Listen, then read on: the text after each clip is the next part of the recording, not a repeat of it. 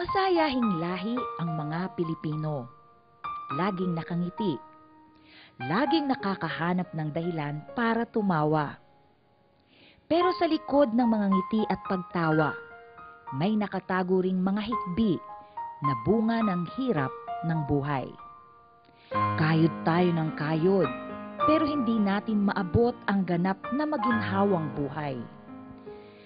Madami ang hirap ng mangarap dahil saan man tayo tumingin, saan man tayo lumingon. Realidad ng palpak na sistema sa lipunan ang nakikita natin. Para saan pa nga naman ang mangarap kung alam mong hanggang pangarap na lang talaga ang mga ito? Kaya naman, survival of the fittest ang naging labanan. Ang malakas, pinagsasamantalahan ang mahina. Ang magaling mang-iisa ng mang-iisa hanggat may maiisahan. At ang walang pakialam, bakit pa nga ba makikialam?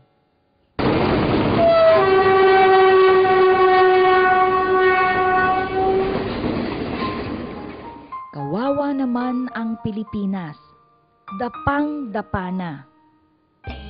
Pero mula sa pagkakadapa, may isang Pilipinong umasa na ang pagbangon ay posible pa.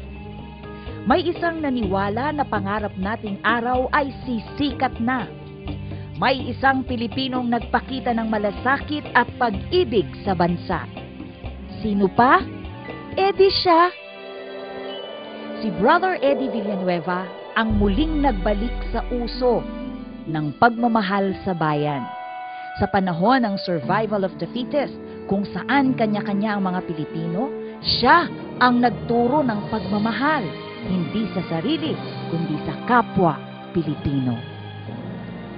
Sa panahon na puro kabig ang gusto ng madami, siya ang nagturo sa halaga ng pagbibigay ng voluntaryong serbisyo o volunteerism para sa pagsusulong ng matuwid na pamahalaan. Sa panahon na wala tayong pakialam, sa panahon na nawala na sa kamalayan natin ang pagmamahal sa bayan, siya ang muling bumuhay nito, hindi lamang sa ating kamalayan, kundi sa ating mga puso. Kaya naman sa panahon na mahirap ng umasa sa tunay na pagbabago, milyon-milyong Pilipino pa rin ang naniwala, nanindigan, nakipaglaban para sa Diyos at bayan. Hindi nga ba, mula sa 15 estudyante, napalago ni Brother Eddie ang Jesus is Lord Church sa isang worldwide movement na nasa 48 bansa na ngayon. Yan din ang nangyari sa bansa natin mula sa isang makabayang Brother Eddie. Nanganak ang pagmamahal sa bayan sa puso ng milyon-milyong Pilipino. Nagsimula sa isang tao, kay Brother Eddie. Kumalat ng kumalat ang pagkamakabayan sa ating mga Pilipino. Dumami ng dumami ang mga Pilipinong naninindigan sa katotohanan, katwiran at katarungan. Si Brother Eddie ang patunay na ang pagtatanim ng mabuting halimbawa ay umaani ng mabuting gawa mula sa kapwa, na kung may mabuting halimbawa, may inspirasyon ang mga tagasunod. Leadership by example, yan si Brother Eddie.